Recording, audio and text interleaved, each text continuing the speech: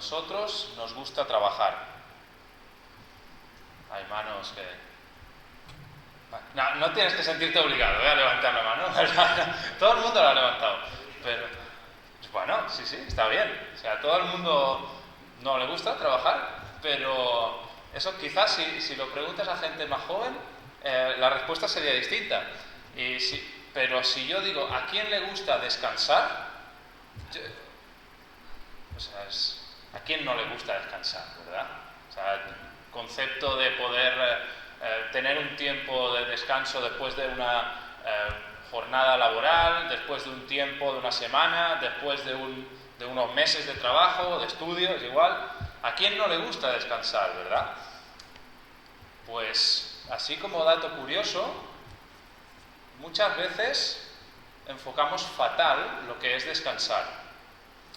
Centramos nuestra vida en el trabajo, cosa que está bien, es positiva, es bíblica, pero nos descuidamos ya no solo de descansar, sino de qué nos dice el Señor, de cómo se debe descansar y qué principios hay en el descanso.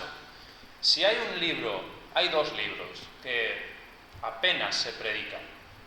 Uno es Apocalipsis, porque es un libro complejo, y lo es, y el otro es Levítico. Es un texto extremadamente complejo, extremadamente, parece técnico, con muchas leyes, pero que justamente el otro día estaba meditando y me hizo bien reflexionar sobre un tema.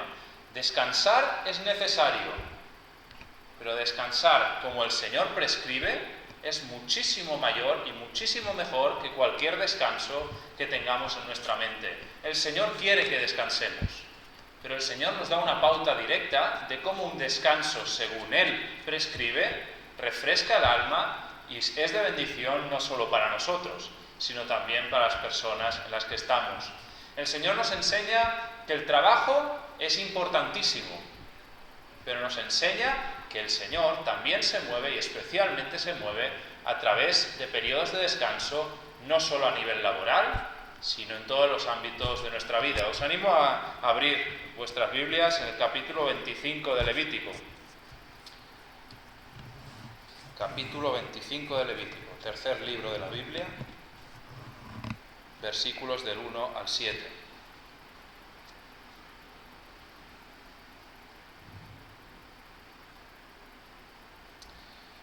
En Levítico 25, del 1 al 7, dice así, en el monte Sinaí el Señor le ordenó a Moisés que les dijera a los israelitas, cuando vosotros hayáis entrado en la tierra que os voy a dar, la tierra misma deberá observar un año de reposo en honor al Señor. Durante 6 años sembrarás tus campos, podarás tus viñas y cosecharás sus productos. Pero llegado al 7º año, la tierra gozará de un año de reposo en honor al Señor. No sembrarás tus campos ni podarás tus viñas. No segarás lo que haya brotado por sí mismo, ni vendimiarás las uvas de tus viñas no cultivadas. La tierra gozará de un año completo de reposo.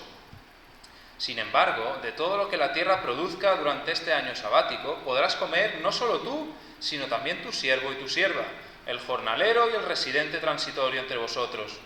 También podrán alimentarse tu ganado y los animales que haya en el país. Todo lo que la tierra produzca ese año será solo para el consumo diario. ¿Cuántas veces hemos oído predicar de este texto? Yo insisto en lo que he dicho varias veces, ninguna. Y si habéis escuchado predicar, bien por quien haya predicado de este pasaje. De este pasaje aún lo podemos entender, podemos medio comprender un poco el concepto de un día a la semana de descanso, tiene una relación muy directa con Génesis, pero el pasaje de la semana que viene, que será la meditación de la semana que viene, habla del año del jubileo, tremendamente interesante. Os animo a que cuando estéis en casa, durante esta semana podáis leer del versículo 8 en adelante y veréis que es un concepto que rompe muchos esquemas mentales y que resulta de bendición. Y no vamos mucho más allá del primer versículo para empezar, cuando nos habla de que en el monte Sinaí el Señor instruye a Moisés, al pueblo de Israel, instruye este principio sagrado. Cuando lleguéis a la tierra, lo primero que va a hacer la tierra es descanso. Eso es algo que aparece también en Génesis 1, también aparece en Génesis 3, el concepto de que hay un periodo de 6 días y posteriormente a eso, descanso. Y es un descanso consagrado al Señor. Y resulta muy relevante que la expresión que usa aquí para decir un año de reposo es la misma expresión en hebreo que dice en Génesis. Es decir, un descanso entregado al Señor. Es decir, no significa no hacer nada, no significa quedarse ocioso, sino que significa pausar la rutina habitual y decir, este día quiero dedicarlo al Señor como agradecimiento, como gozo y como escuchar a ver qué me tiene que decir. Quedémonos en primer lugar con estos dos elementos. El día de reposo, el descanso, bíblicamente hablando, no es algo que sea simplemente bueno, no es algo necesario para el ser humano, que luego veremos que sí, pero no es solo porque sea algo necesario, sino que es un mandamiento ordenado por el Señor desde la fundación de la tierra hasta la fundación de su pueblo para toda la historia de la humanidad. No es un derecho social más que se adquirió hace X años, X siglos, no es simplemente un derecho que se ha ido adquiriendo, sino que el descanso, bíblicamente hablando, forma parte de los principios fundacionales, tanto del mundo como del pueblo de Dios, que no se nos olvide.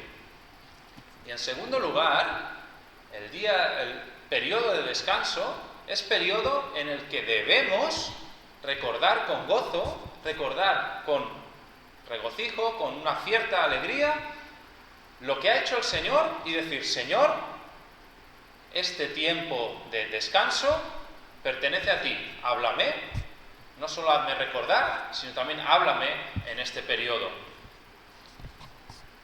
Culturalmente, durante la semana, nuestro día de reposo es el domingo, culturalmente. Estamos en una sociedad judeocristiana, Occidente, y buena parte en Latinoamérica y Occidente, y os diría que prácticamente, quitando el ámbito musulmán, el día de descanso y el judío, el ámbito de descanso es el domingo. ¿Qué nos ha pasado?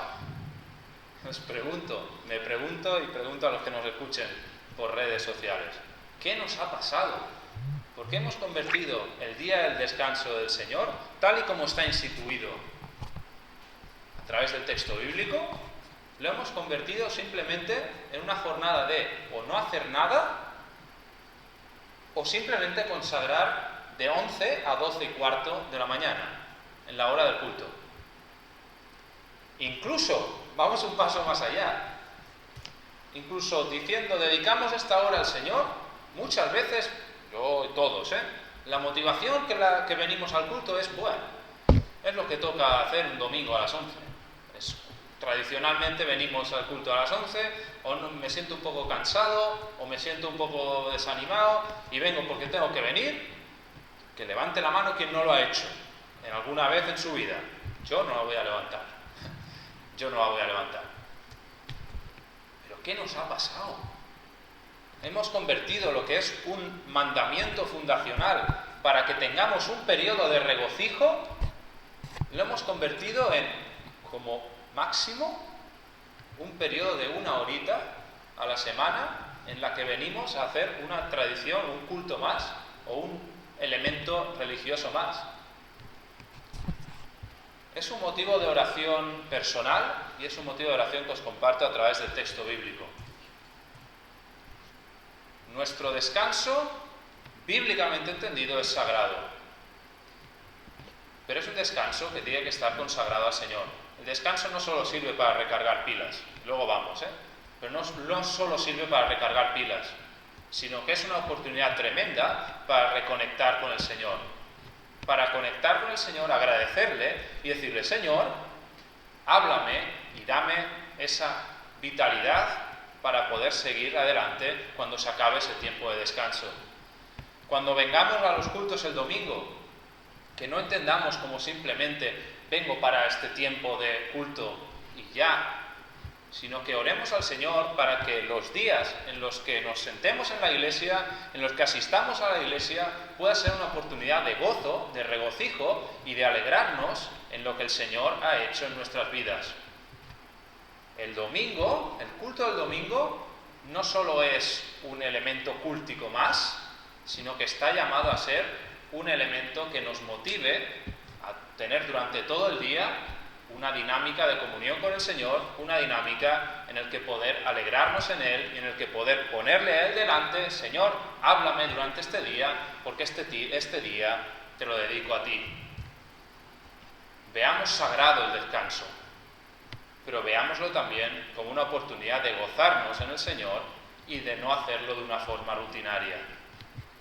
En segundo lugar, de los versículos 3 en adelante, resulta también interesante el concepto de que el Señor dice que no solo es una oportunidad para poder gozarse en el Señor y hacerlo con alegría, no como una motivación incorrecta, sino que también nos dice, versículos de 3 al 5, nos dice principalmente que el campo necesitaba ese descanso.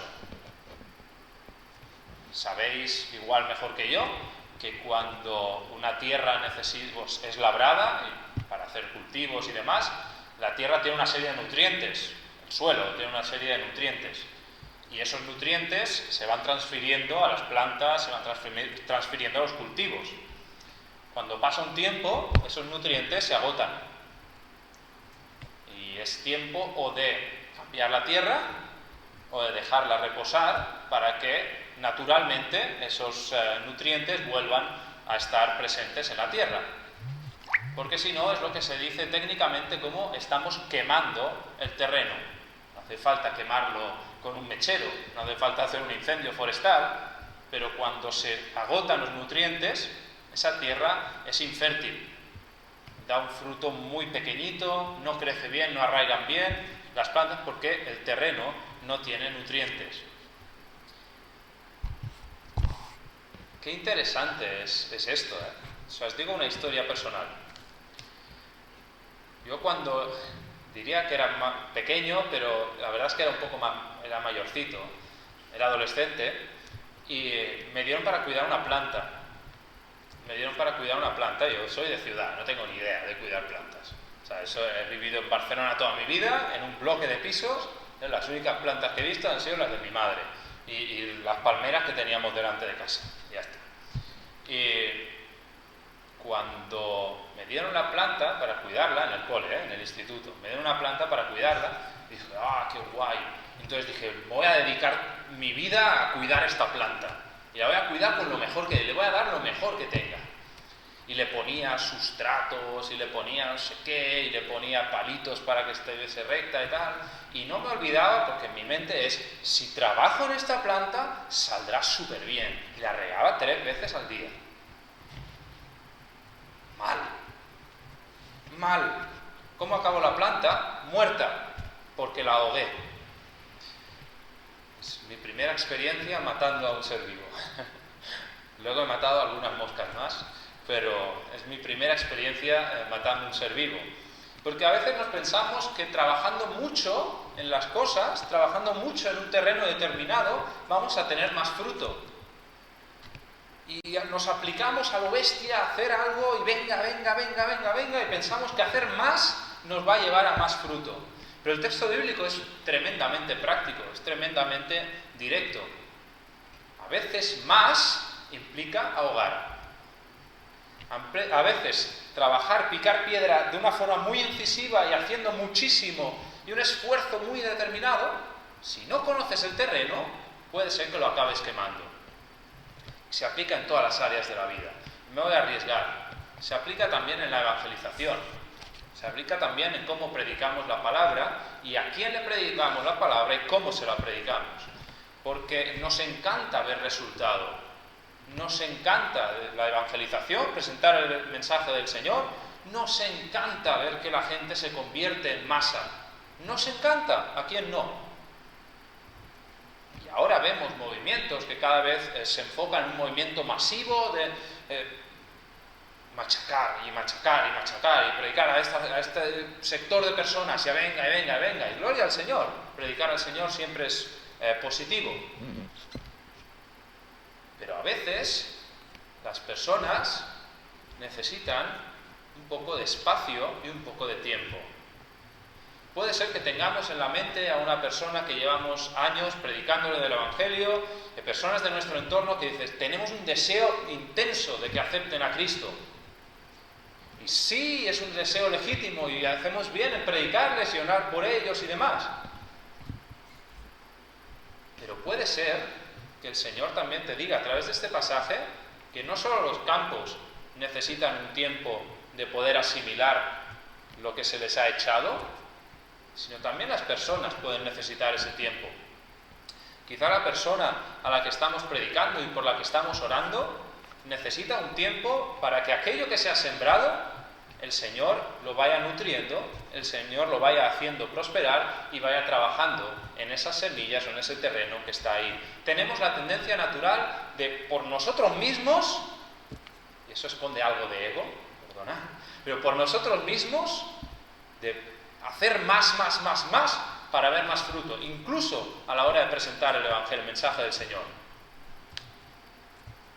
Espero que a mí me lo ha dicho, y espero que también os pueda ser de reflexión en este pasaje el concepto de que a veces tenemos que dar un paso atrás y dejar que sea el Señor el que fertilice el campo, el que fertilice a la persona y el que también trabaje en la vida de esa persona para que pueda ser un campo lleno de nutrientes y que puedan arraigar bien las semillas.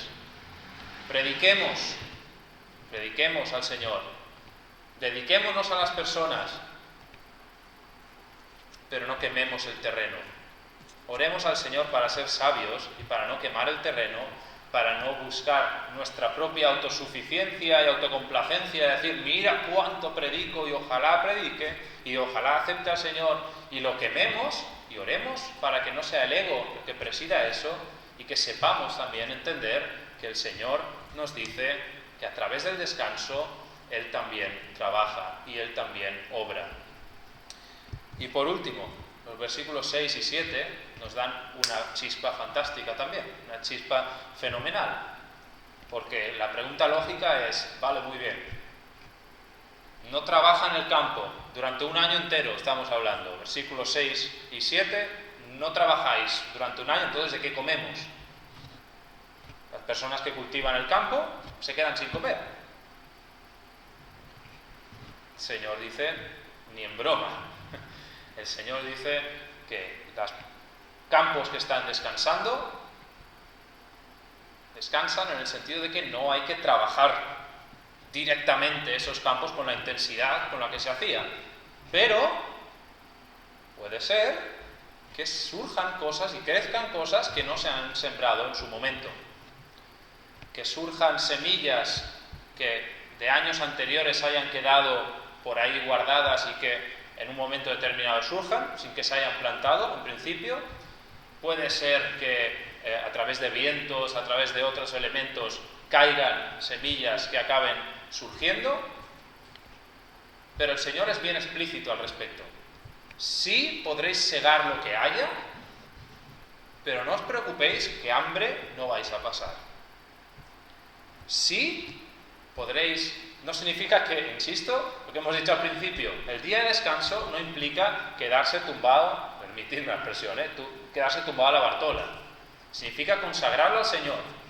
Y como tal, no implica que no tengamos que andar, que no tengamos que hacer cosas, pero sí que nos dice algo bien claro el Señor. Tendréis que moveros, tendréis que segar, pero no os preocupéis que yo os daré sustento. Aunque estéis descansando, y especialmente cuando estéis descansando, no os preocupéis que yo me encargo. De formas que no os imaginaréis, de formas curiosas, pero yo me encargo. Y oramos muchas veces por milagros. Oramos para que el Señor haga milagros y sustente y nos dé apoyo y demás. Y lo que estamos diciendo aquí no es un pasaje de prosperidad barata, no es un pasaje de tú descansa, el Señor te va a dar todo y más, no es en lo que va el texto, pero sí que es explícito en decir que si confiamos en el Señor, Él suplirá necesidades de formas que no nos imaginamos. Pero el problema es que muchas veces no nos dejamos suplir. El problema es que muchas veces nos cuesta mucho soltar el elemento de control. Nos encanta tener controlada la situación o intentarlo. Intentamos que las cosas estén bien cerradas en nuestra mano, que tengamos los hilos bien atados,